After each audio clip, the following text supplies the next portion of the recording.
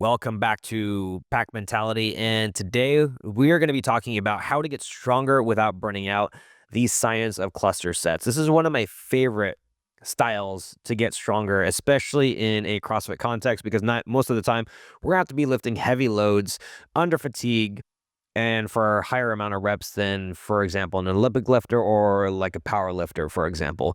And so if you ever felt stuck between volume and intensity, cluster sets might actually be your secret weapon. And today we're going to be talking specifically on how to build serious strength, move heavy weight, and maintain technique without trashing your nervous system or grinding out sloppy reps. This sounds like an amazing thing that we're going to be talking about today. So again, if you don't know me, I'm Matt Banwart. I own Red Wolf CrossFit in Huntington Beach, California with my wife, Caitlin. And we started this podcast with one goal in mind, and that was to make fitness education accessible, engaging, and effective for everyone. So number one question right now is probably on your mind is what the hell are cluster sets? So the definition of this is that they're just multiple mini sets with a short intra-rest period. So an example of this, instead of doing like 4 sets of 5 back squat at 85%, we would do 4 sets of essentially 5 singles. So a 1, 1, 1, 1, 1, but with a 15 to 30 second rest between reps. So what this does is that the total volume stays the same, but the fatigue per rep is reduced. And the great thing about this is it allows us to lift heavier percentages for more amount of reps or sets than what we normally do. Because obviously a 4 set of 5 on that 5th rep is going to be pretty sticky. But if you know you're going to have that 10 to 15 seconds rest between reps, we can add a little bit extra weight on there, and we can actually really help us break through some plateaus here. So the reason why we like to use cluster sets is just simply a power output maintenance standpoint, is that you get less fatigue per rep, and so we get a higher force production out of that per rep. And so we also get technical quality out of this. So more consistent reps, especially in Olympic lifts or heavy compound movements, will allow us to stay technically proficient, and our reps won't get as sloppy. And then we also have strength gains because the more total volume executed at a higher intensity will increase strength or nervous system adaptations as well. And then mental reps. So this is great for the nervous system exposure, which I kind of just mentioned, and exposes us to heavier reps under more fatigue. And then when we have that higher rate of force production, then obviously the body gets adapted to that very quickly, and then we're able to lift heavier loads, longer distances for a higher amount of reps, and and what we tend to see is people tend to lift a higher percentage of their 1 rep max for lifts, or for reps, I should say, in a workout itself. So when should you be using cluster sets? And so you should be using this in strength blocks. We just got done with a cluster set style of training. We were back squatting every Friday, and if you guys noticed that we had like one pause back squat, sorry, one tempo back squat, one pause back squat with like a 45-second rest, and then one regular back squat. And then we also did the same thing with like a 2+1 on the bench press as well. I'm sure you guys have noticed that. And we use this in strength blocks specifically during intensification phases. So we like to use this leading up to either a test or leading up to competition itself, because what it allows us to do really peaks the nervous system, also gets some mental resilience in there, and lifts us. We were able to lift a high percentage of our 1 rep max for multiple reps, which gets us ready for testing phase, and also really dials in our mechanics as well, because the heavier load, the better mechanics they have to be. Otherwise, you will fail the lift. And with Olympic lifts, or the big 3, which is the squat, bench, and deadlift, movement quality is key here. So this is why we like to use cluster sets, because it allows us to, again, lift heavier loads for a higher amount of reps per set, which is really convenient, especially when you're like in a group class setting where we want to get as many heavy lifts as we can, but we're operating on a time constraint. So we're going to break, and then during peaking phases, we use this as well because it maintains strength without accumulating too much fatigue. And this is also great for in-season athletes as well, because it allows for high intensity work without taking the CNS. So the central nervous system can take a beating. And so during in-season training, what this allows us to do is it allows us to lift percentages of weights. We kind of get the sets over with, but we're getting a lot of reps in a short amount of time, and then we can move on to the next thing without overdoing it as well. And just because we're doing cluster sets doesn't mean that every cluster set has to be super heavy or super intense. Cluster sets are just very valuable in the fact that we're able to practice really good reps with a structured amount of rest in between the reps, but short enough to where we're kind of stimulating that same kind of CrossFit setting. Now we're going to go on how to program them. So we have an intraset rest. So these rests are typically anywhere between 10 and 30 seconds between reps, or clusters as we call them, because a cluster of reps per set. And in terms of load range, we're looking at loading at anywhere between 80 to 90% of your 1 rep max. Can go higher, can go lower. It's just that this is typically what we see for the optimal percentage range. And in total reps, we're looking at about 3 to 6 reps per sets, split into 1 to 2 reps per cluster. Now you can go high. I've done higher cluster reps. I've done clusters all the way up to sets of 5. Again, can still work. It just depends on what you're training for.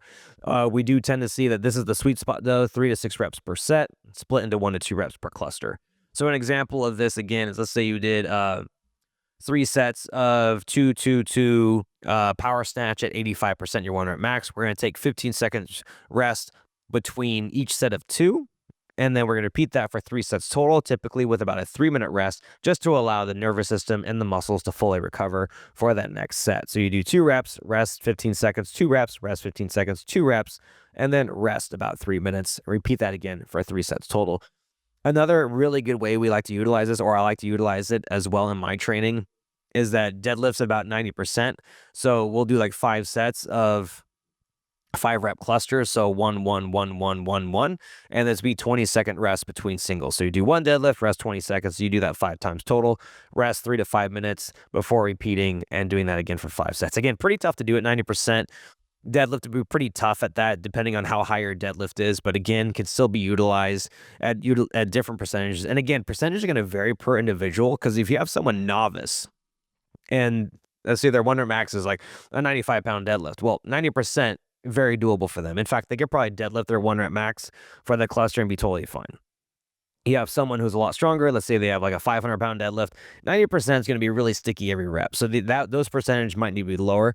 And this is, again, kind of a side note here. This is the only reason why I'm not always a huge fan of percentages, why I'm always more of a huge fan of either rate of perceived exertion, or not even using percentages at all, or just using percentages as just a guide. Because if the set feels light, why not? And you're technically proficient and it's really easy, you should probably go a little bit heavier. And these can be used as a main lift, or even with accessory with lighter loads. So you can use this with strict press. You can do this with weighted pull-ups. We do cluster sets even with bicep curls, just with higher reps. So you can do this with any kind of a style of training here.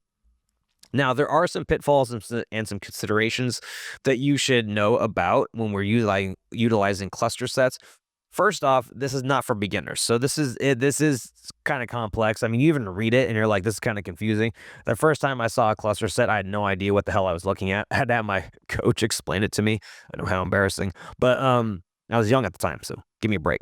And so there's complexity in it. There's rest timing and there's load management. So you have to make sure that you're timing your rest properly, because it's going to defeat the purpose if you rest too long. Because then you're just essentially doing a single, and then you're just like and then you're not going to make any progress from this. Load management is another huge thing, kind of like referencing back to what I said about the percentages. So when you look back on it, you don't want the loads to be so heavy to the point where you have sloppy reps, but you also can't be too light. So you have to really find this perfect happy medium to where it's difficult, but it's doable. And that requires a coach and also requires some experience. And then we have rest control as well. So we have to watch the clock, and you just can't rest too long without just rest pausing. You want to track fatigue as well, because we have to see how everything looks, because there might be too many sets or too many reps per cluster. And so it's really easy to overdo intensity here or use too high of a percentage. So again, that's something that we have to be able to monitor.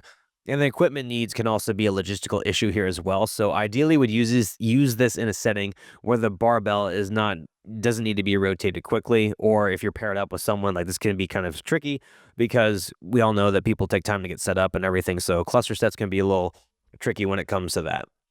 Now let's go into real world applications here. So examples from coaching, my experience anyways, when breaking through plateaus, and the CNS friendly at high intensity. I've done cluster sets with a lot of back squats.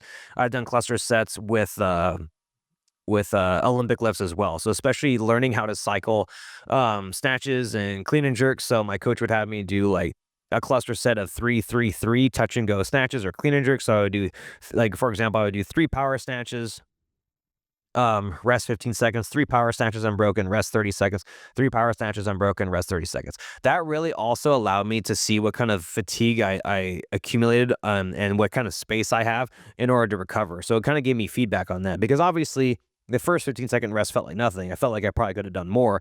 Second set, a little bit more fatiguing. Third set, I was like, okay, now I know that that 15-second rest actually really did help towards the end. And now I know that right around the ninth rep, because 3-3-3 equals 9, that I need to build my capacity in that kind of domain. So I know that when I hit kind of like that rep range at that certain load, I need to be careful, because that's when I'm going to start to hit some sloppier reps. And again, allows me to articulate what the problem is, and then I can identify it and then fix it.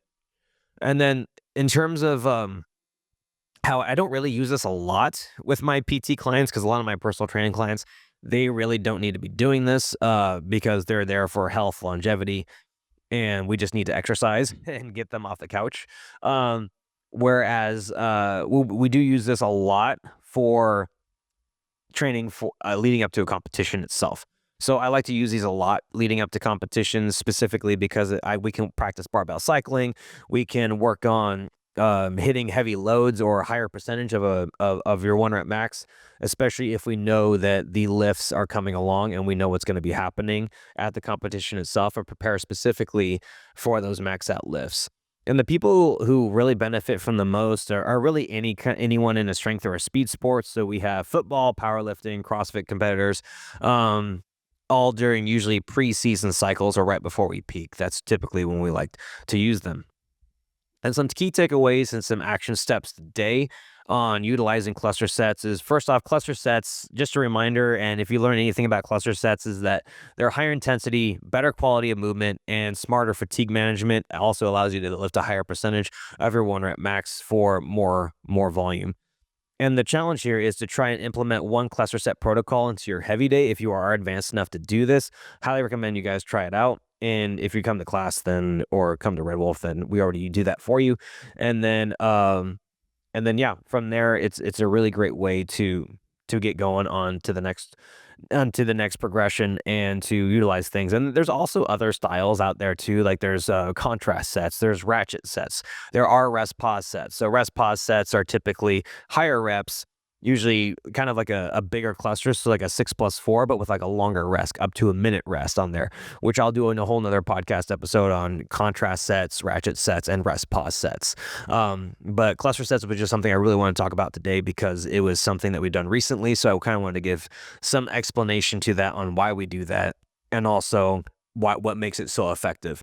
And again, if you like podcasts like this and you guys want to hear more of this on kind of the science and what goes on behind the scenes of program design, please do me a favor and leave an honest review. I'd love to see it. Every time I see the numbers, it makes my heart all warm and fuzzy inside. And if this was helpful, do me a favor and shoot me a content suggestion or DM on Instagram, and I'd be more than happy to make a podcast episode on that as well. So until next time, good luck, have fun, and nailed it.